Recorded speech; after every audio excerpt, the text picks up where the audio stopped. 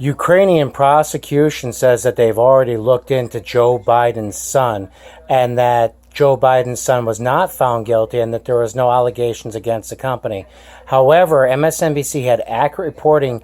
They did not ask when they had decided on that. And this is the biggest problem with Donald Trump's synopsis that he's giving us. Donald Trump says that he wanted him to be investigated as if it was the first time.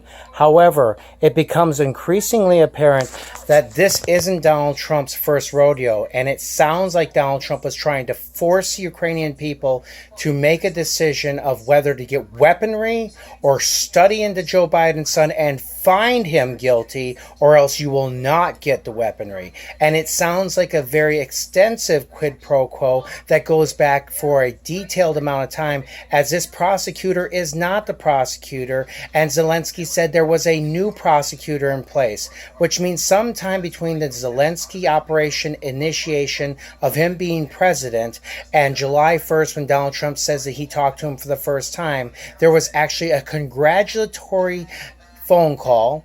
There was a second call in July, a third call in July, and somehow a letter left Donald Trump's hands into Mayor Giuliani's hands, which was brought over there.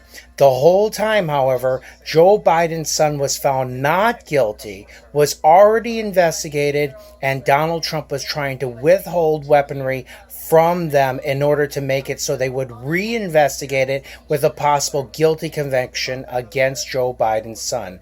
That is illegal. That is the facts. Now, let me remind you, people that talk about things that they have business in usually understand those things. For example, a pedophile will talk about little children, perhaps how their penises look, or the pictures that they've taken from them, or the fact that they've joined an organization to get closer to children. That's the question here. Giuliani does the same thing that a pedophile would do. He has knowledge of things that only being involved in it would give him. Sometimes you need to pray really hard, and it appears that Donald Trump needs to pray a lot harder because his wishes that he's wishing for are not in a positive nature for this world nor our country. So God bless you, Mr. Trump. When you make decisions like this, recognize that people could seriously get hurt. You put the people of Ukraine in jeopardy when you make it appear that you're going to prop them up against Russia.